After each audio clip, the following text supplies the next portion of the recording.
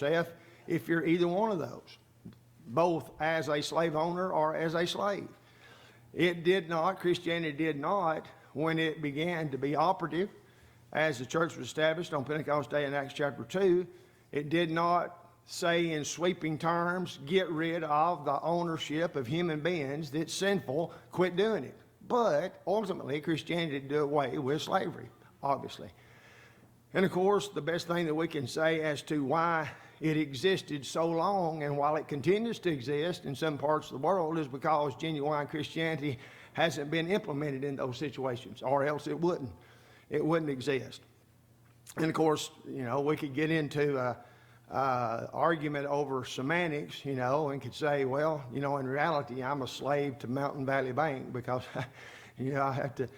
I have to pay them every week, so I have a house to live in, or whoever, citizens or whoever it might be. And I'm enslaved to Ford Motor Company because I have to pay them to drive around in their car. But that's a different thing. We chose to do that. We could have rode a bicycle and paid cash for it and lived in a tent for all that. So we went into an agreement in which we pay people money as we owe it to them for the right to do various things. That's not slavery, It might be looked upon as a self-imposed slavery to a certain extent, but it's something that you choose to do. And so here was a runaway slave by the name of Onesimus that made his way to where Paul happened to be in prison in Rome, and in contact made with an apostle like that, believe it or not, he taught him the truth, and ends up Onesimus obeys the gospel. And this whole letter is being sent back with Tychicus. You don't jump to the conclusion that here Paul is trusting this slave to go back by himself. No, he's going with Tychicus, and you figure that out by reading Colossians chapter 4, the last few verses of chapter 4 of the book of Colossians. And so here are these individuals taking this letter back to Philemon, and the instructions is what this is all about. And the way Paul goes about it, using his vocabulary, we know this is an inspired declaration as to how to deal with matters. And this is a specific matter for sure, but the principle applies as well. And it's those principles, of course, that we try to gain from. So let's jump real quick over here to verse 7. Where Paul uses the terminology, and we're doing that because we've already gone over much of the other. But notice he mentions two words, for we have great joy and consolation in thy love. Now, what he's saying there, of course, is that because Philemon has lived Christianity, it has been beneficial to Paul. Now, how so? In what way would that be the case? It's not a pen pal arrangement, not just a pen pal arrangement that he's got here, I mean, that sometimes is a good thing, you get somebody's address and you send, and that's encouraging, to the person, especially if they're incarcerated or something, to have a pen pal on the outside. But it's more than just a verbal communication that exists between these two individuals that Paul could make this statement that there's been a great deal of joy that's been manifested in his life, and he's been comforted through the demonstration of genuine Christianity that Philemon has been responsible for. It's because he's done things. It's because more than just being a talker about what Christianity is all about, Paul has actually been the recipient of this Christian conduct himself from the bounty of the things that Philemon has at his disposal. So we've already mentioned, that here's a congregation that's meeting in his house, which seems to indicate, that maybe he is in a financial better state than some people would be, having the opportunity to live in such a place where you can have multiple people in there, That's not a common thing in the first century for sure. And so he's blessed and has the physical abilities to have slaves, which tends to point to he's got money, And so all these things, he's not set on it. He's actually used these things to not only benefit Paul, but other brethren. And his demonstration of Christianity is simply he's been helpful and let go of some of that money to help brethren when they needed it, Well, of course, that, it should fall just hand in hand with a demonstration of Christianity goes a whole lot further and convince people of the trustworthiness of it than simply talking about it. Well, that's what Paul's saying, Here's a man who has demonstrated that by what he has engaged in and what he has done.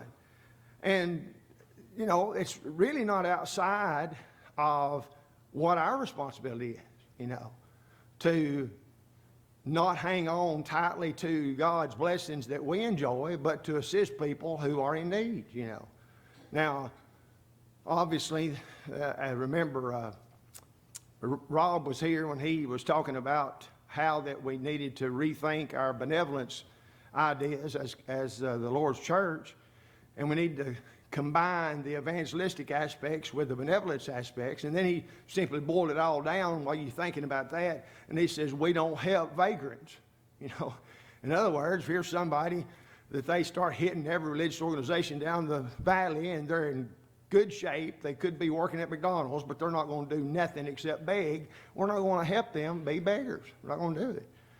Now, of course, we make mistakes sometimes, and a person can lie to us, because people are real good at deceiving you and make you feel sorry for them when you think they've got 12 kids in the trunk of their car, and they ain't had no milk for the last 2 months. And so, you start playing on your heartstrings and you end up helping them, and lo and behold, they don't have kids in the trunk.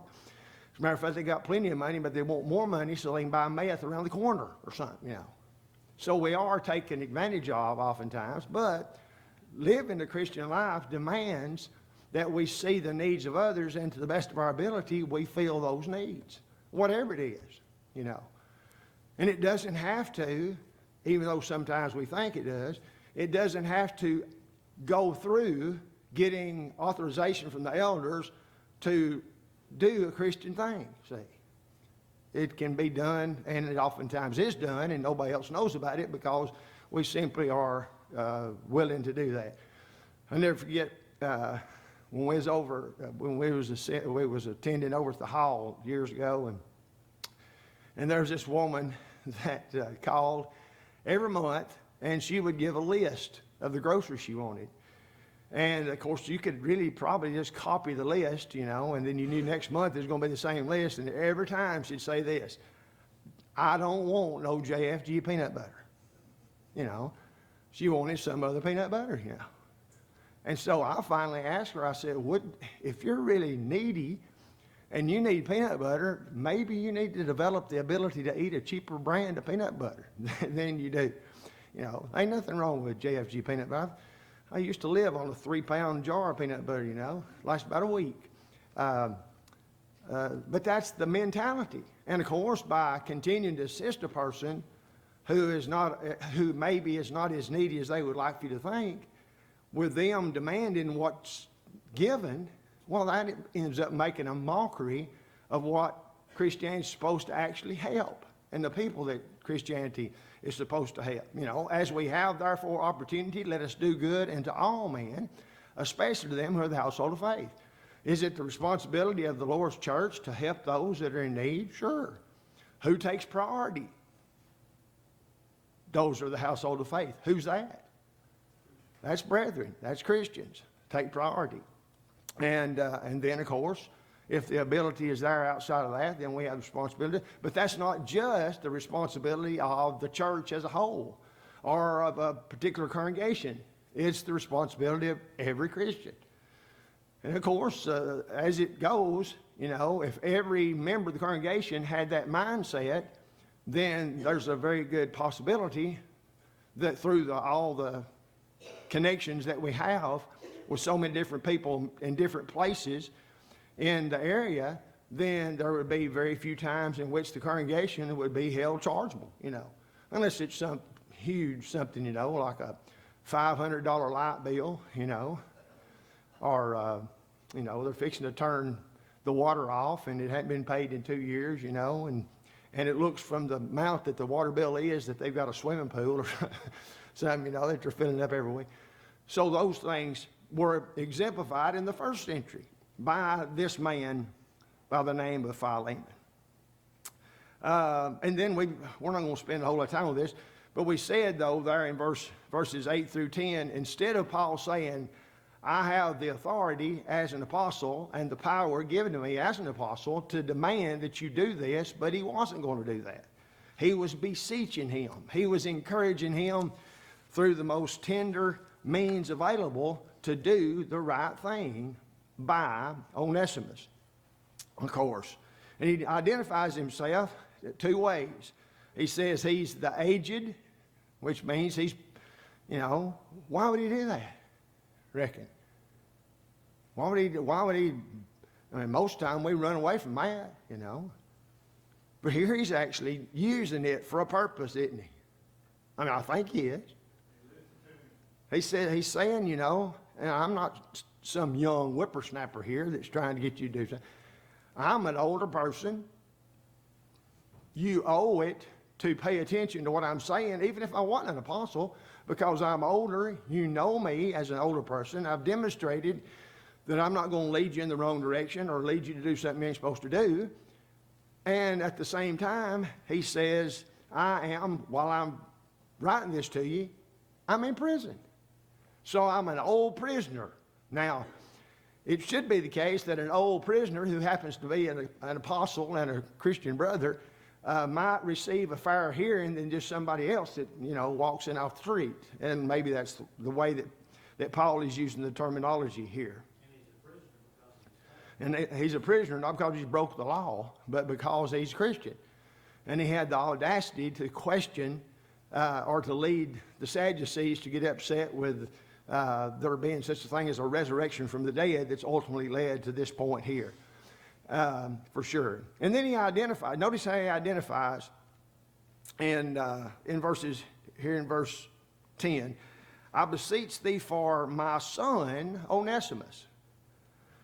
How is Onesimus his son? Or is he his son? Sure, he's a son in the same sense that Timothy and Titus and many others of the first century were. They're sons in the faith, He had begotten them in his bonds. In other words, he'd preached the gospel to them. They'd obeyed the gospel. They'd been born again. The Lord had added them to the church. Now they're citizens in the kingdom. And they are, because he's older, they are like sons to him. They're his children in a sense. And of course, they're children of God, but he's instrumental in teaching them. And so that relationship exists there. And that's not one that's gone out of existence. I know that if you're in a college and or in a preacher training school or something, and you're young, well, the guys who are responsible for teaching you are, generally speaking, they're older. Now, sometimes they're not. I have had some teachers that were younger than me, for sure, but they feel as though they've got a special responsibility, seeing how that you're younger, and they, as a father figure, in a sense, are looked to for guidance, and thus that relationship continues well past,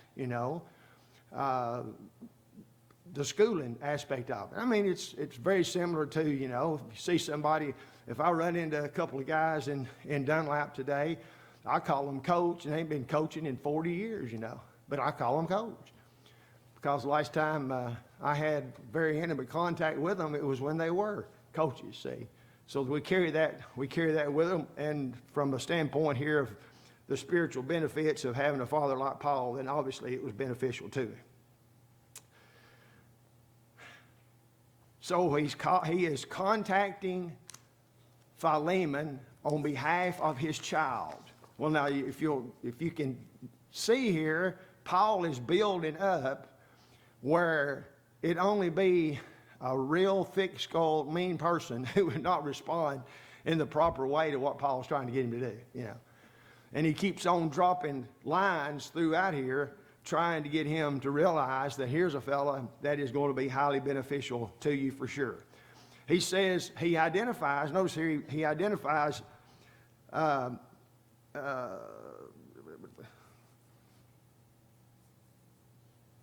verse 14, but without thy mind will I do nothing. In other words, I'm not demanding you do something, but here's what I want you to willingly do, that thy benefit should not be, as it were, of necessity, but willingly. Remember, we made a comparison to the motivation for our giving. It's not because somebody's looking over our shoulder, or somebody's holding a gun on us, or somebody is threatening us, but a willingness to give is the way that Paul wants Philemon to act in response to Onesimus.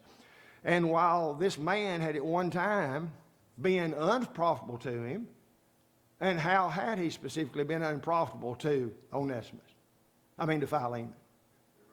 He run away, you know.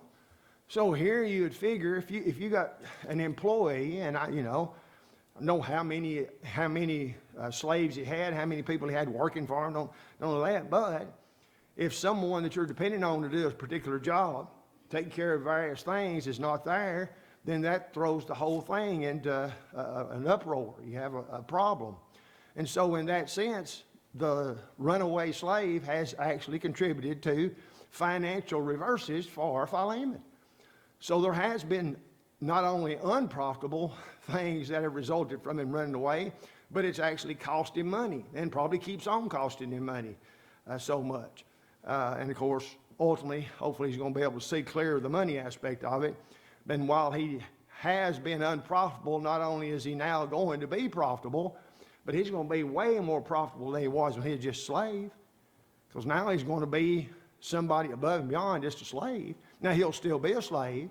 Don't think that he's not. Legally, he will still be a slave, but now he's going to be a brother in Christ as well. Do you think that might help the relationship of this slave owner and slave for the future? Well, can't see how it wouldn't, you know. When you see instruction given as to the responsibilities of a slave owner and how that, could you imagine how hard could it be working for a Christian slave owner who is actually trying to live by Christian principles other than the fact that he's got a person that he owns? It wouldn't be that hard, would it? You know, it's sort of like, remember in Ephesians chapter 5, husbands, love your wives, even Christ also loved the church and gave himself for it. And, you know, wives, honor your husband and obey your husband as the Lord, you know. Is it difficult for a wife to be obedient to her husband if her husband is a Christian man and doing what he's supposed to be doing? Well, of course not. You know, it's not hard. But the thing is, even as a wife or as a slave, even if they're not what they're supposed to be, you still have the obligation to be the right kind of wife and the right kind of slave. Now, I don't mean to parallel wives and slaves. We won't get into that for sure. But the principle holds the same in both instances. So here's somebody who's been unhelpful, unprofitable, and now they're going to be profitable, and that's why Paul is sending Onesimus back to Philemon. And of course, again, this gives us a little bit of insight into what Paul's doing while he's in Rome. He's not sitting around and daydreaming. He's writing these inspired epistles, and he's also teaching people. He has opportunity to teach, you know. Now, he could have taken the position like some would say, well, you know, I'm up here in a foreign place, you know, nobody knows me. I'm just going to stay out of the way, and maybe nobody will notice me, and maybe nobody will hurt me, you know. He's not doing that. He's actively involved in communicating the gospel, even as he is a prisoner of Rome, for sure. Verse 15, 16. For perhaps, and there's that word. Remember we used that word a few weeks back concerning the idea of providence. For perhaps he therefore departed for a season, that thou shouldest receive him forever. Notice what Paul says. He says perhaps. Is that a definite concept? Is a perhaps a black and white matter? No, it's not, you know. It simply points to the possibility. The possibility. And honestly, it's that possibility that I am convinced that we need to incorporate more into our thinking, you know. What if, you know, what if this happened? And I was telling, Ian was job shadowing me on Friday, and so I was telling him all these things, and hopefully he's not saying now, if there's one thing I ain't going to do, it's preach, you know. Hopefully he's not saying that. But I was telling him about how that the influence of one person can end up affecting thousands later on, you know. And, of course, there was I'll never forget, Garland Elkins told about a meeting that he held as a tent meeting, and it went on for like 8 days, Sunday through Sunday, and he was so disappointed because there were no visible responses, And I mean, this is in a day when that just hardly didn't happen, Well, evidently the congregation or the area congregations that had put this together had not done a whole lot of planning beforehand, or there had been a whole lot more opportunity for that to occur during the meeting. But anyhow, as he got in his car and he was fixing to leave, sort of disgusted and upset that nobody had obeyed the gospel or been restored or anything, then there's this woman that run up to him and said she really didn't like what he had to say and she was going to study the Bible further. Well, ended up, she was not even married at the time, but she ended up getting married, and she ended up having 2 boys, and they both became gospel preachers and influenced no telling how many thousands and thousands of people in their lifetime. And of course, their families were both members, all of them were members of the church, and the extent of that just from one little woman, see. So the power of the gospel in one honest and open heart, but perhaps, perhaps this one person who's shown interest will lead to all types of fruit to God's honor and glory, and that's what Paul's saying here. It may be the case that it was a good thing for your slave to escape, because now he comes back, he's saved, and think about how much better it's going to be to work with a fellow who's a brother in Christ, even if he does happen to be one of your slaves. He's talking there about slavery. An idea too. It's like the Old Testament. It takes a long time for people to learn lessons. Yeah. Christianity wasn't Jesus coming in on a white horse and leading a great army and destroying the Romans and kicking everybody out, and then the Jews ruling the world forever. Yeah. In a matter of a few, weeks or months or days.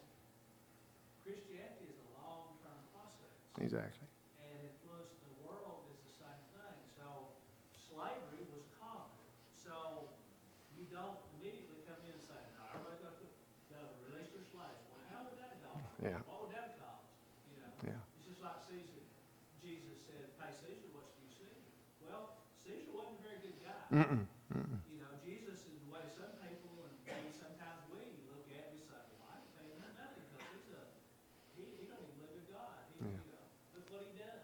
Yeah. So the principle is different than sometimes we want it to be. Yeah. We want things to happen immediately. Immediately. And that's not the way it works. I mean, you think if it had been the case that in the midst of that first gospel sermon on Pentecost Day in Acts chapter 2, they'd thrown in there, oh yeah, by the way, if you expect to be a Christian, you got to get rid of all your slaves. Free them today.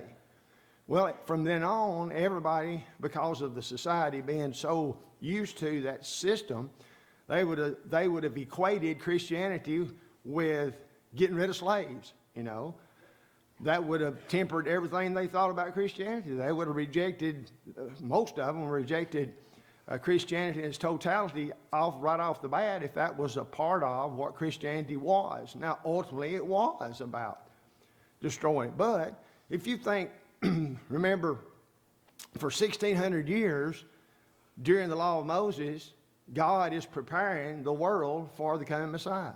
1,600 years. Man, he must think that man is slow. Well, he knows he is. He knows that man is slow. So for 1,600 years here, he's preparing man for the Messiah to come. And then in the fullness of time, when the Messiah does come, it's like Ricky said, everybody didn't run out and say, he's here. All right, this is what we've been waiting for. And then the vast majority of people in the world accepted him. No, they had preconceived notions about who he was and what he was supposed to be doing and how he was supposed to look and everything. And so while the gospel was certainly effective in bringing about change in individuals, it was slowly. It's slowly. I mean, 3,000 on the day of Pentecost. Yes, Sarah? Even though it's 1,600 years, go back to Genesis 3:15 to all that time. Exactly. I mean, throughout the totality of the patriarchal age was getting the world ready for the law of Moses. So you got 2,500 years from the first prophecy that's made in Genesis chapter 3, verse 15, Garden of Eden there, to Eve concerning the Messiah. So mankind is slow. Now, I know that none of us are, But everybody else, you know, they have a hard time picking up on stuff. And then, of course, when our kids are learning geometry and algebra and trigonometry, we can't understand why in the world they can't do it quicker when we fail to realize that we skipped it and we took Ms. Austin's math that didn't even require you to do that. Not Ms. Austin. Ms. Long, Ms. Clora Long, yeah. Yeah, if you just want to add, subtract, and divide and learn how to balance a checkbook, you take her class. Oh, man. So, and of course, we're on the receiving end of all this that we can look back on, and we can see how God has been so patient with man and come through with inspiration in sections, you know, not all at one time.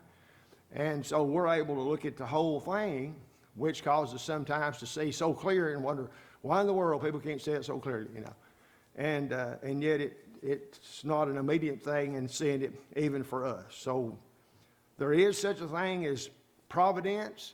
Perhaps providence was involved in Paul preaching to Onesimus in Rome, and perhaps it was a good thing for him to be sent back, because now he's going to be highly beneficial, not only to Philemon, but he's going to be beneficial to the church that meets in Philemon's house. I mean, he's going to be meeting in there too, you know. If of course, if Philemon does the right thing by him. And so when he says, receive him back, who does he use as an example of how he should receive him back? When he tells tells Philemon that.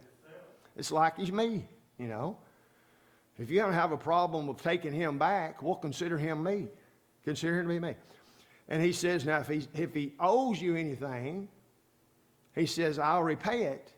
But he also, in the very next verse, says, oh, yeah, by the way, you know you owe me a whole lot. You know. So is that going to have a bearing on how he responds? Well, sure, you know. He owes him his life as far as Christianity is concerned. So if you're going to hold him responsible for paying all the money, he's going to have to work off all this money that he has cost me this whole time he's been run away. Then just remember, you know, that you owe me quite a bit as well. You know. So obviously, Philemon, if he's a thinking man, as obviously he is to a certain degree, he's going to say, man, I'm going to have to be real careful as to how I treat him, because Paul's saying to receive him back as if he's Paul. And I know him and Paul talk a lot, so they'll end up talking more. And then what does Paul say on top of that? He says, get what ready? Get that visitor's bedroom ready, because I'm fixing to come visit you. Whoa. Now there again, there's another one of those little tidbits of information there that would lead us to conclude that that's what Paul wanted to do, okay? But as far as having inspired history that says that he did leave Rome and imprisonment and traveled again, we don't have that. What we have to do is to use statements like that, and the fact that the book of Acts ends with Paul in prison, and then the words of 2 Timothy, where Paul is talking about he's fixing to be killed, you know. And so it leads us to at least surmise the possibility that he was allowed to leave Rome. He's no longer in prison. He does a whole lot of things he wants to do. One of them possibly going to Colossae and visiting with Philemon and his returned slave Onesimus. And he also wanted to go to Rome. Also wanted to go to Spain, and maybe he got to go to Spain. And then when he writes 2 Timothy, then he's saying, oh, well, that's it, y'all. The time of my departure is at hand. Well, that's not the words, that's not the idea you get from this letter to Philemon. That's not the idea that you get from the end of the book of Acts. So evidently, possibility is that he was allowed to leave. And then at some point in time, he was imprisoned again. And the second time, he was in prison for good and ended up dying a martyr's life. When Paul says if he owes you anything, he says, put it down on my ticket, you know. there again, I mean, he is softening Philemon up to where there is no way this man would do bad things. I mean, I don't see how he could, do you? You talk about softening up. To me, there's something in that word that was departing, or out seems departing. Yeah. He had that ring as it should. I know he ran away. Yeah, To me, that's a different mindset than you just wouldn't say departing. yeah, yeah. Yeah, or escaped. Yeah, yeah, and of course you don't know if the end. And of course you think, look at it from another standpoint. I've oftentimes thought, well, do you think that Philemon was even involved in trying to teach these people that he owned? You know, these slaves. Yeah, was this something that he had communicated to them to a certain degree, or they had heard it?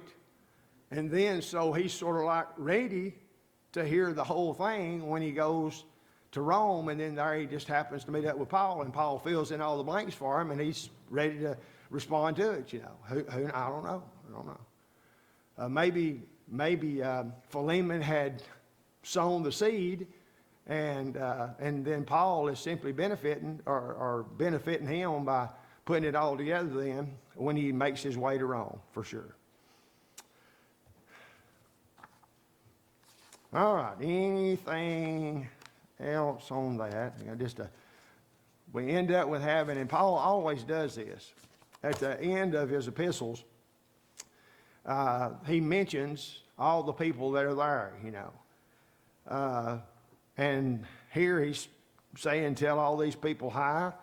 And what's interesting is some of the people that are there that he says to tell hello to. In verse 24, look there, he says, Marcus. Well, who's Marcus? That's Mark. That's John Mark. And who's Lucas? That's Luke, see? So here, these are individuals that we're well aware of course, Aristarchus and Demas, you know. By the time, and noticing the time element here, by the time we get to 2 Timothy chapter 4, then we've got Paul saying, Demas hath forsaken me, having loved this present world. Now, how could Paul say that? Well, obviously, since the writing of this epistle to Philemon concerning Onesimus, then Demas has apostatized. He's turned his back on Paul. Had he been with Paul and then decides, you know, this is a little bit too hairy of a thing for me to be doing involved in this Christianity business, I'm going to end up in prison like Paul is. And so he goes back and turns his back on Paul and Christianity. You know, well, we know by the time of the writing of 2 Timothy chapter 4 that he is gone back. He's forsaken Paul. And the implication is he's turned his back on the gospel for the world and returned to the world. Now, that couldn't have happened. You know, that whole situation couldn't have happened in a day or two. So there had to be some time in between the writing of Philemon until the writing of 2 Timothy in its totality, for sure.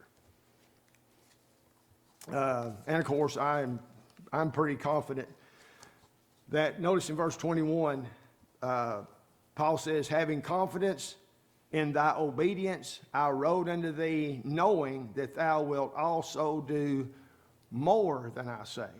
Oh, what would that be, Reagan? If he does what he says, then that means he's going to not be brutal with him. He's not going to beat him. You know, he's not going to treat him unkindly, you know. He might say, well, if I knew you were so interested in the gospel, I'd have spent more time talking to you here. You shouldn't have run off. And so if he just treats him as a Christian slave owner should treat a slave, then that would be equal to what Paul is asking. But Paul says, I want you to do, there's a possibility you do even more than that, which I don't think there's but one thing that could be. Yeah, treat him as a brother, or even turn him loose. Turn him loose, you know.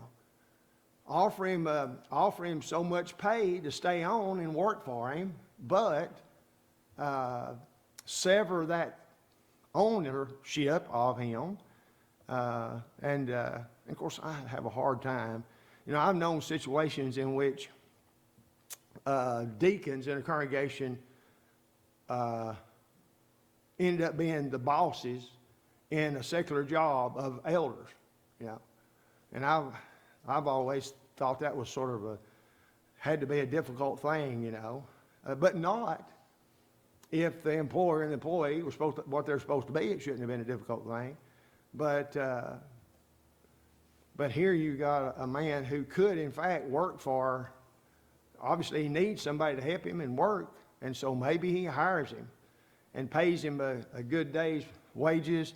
He's probably already got some place for him to stay. Maybe he helps him get better sleeping quarters and all that if he follows through and does the right thing, at least what Paul is saying he wants them to do. Well, maybe in doing more than we asked him to, he might put Onesimus up on a pedestal like and make him some sort of supervisor over the others and say, look, it's what you can do if you.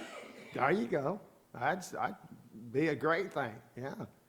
They said, now this man, and of course, you'd have to be careful because if they see that there might be a connection here for him becoming a Christian, then he received his freedom.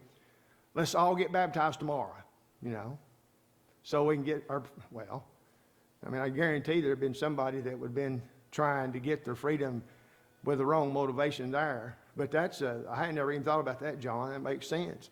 If he's coming home and done the right thing by it, then are they going to say, well, man, if I ever escape, there's no way I'm coming back. But when they see the circumstances surrounding him returning and why he returns, then that might give them, obviously, a little bit better understanding of Christianity. And maybe, I guarantee you, I mean, I can't say 100%, but I just about guarantee you that after this case, Philemon is a whole lot better fellow than he was before, you know. Now, he may have been a wonderful fellow anyhow, you know. But for some reason, Paul thought he had to really stress all these things about when he returns Onesimus to him. All right. Thank y'all so much. Well, it's a delicate situation. Delicate situation for sure.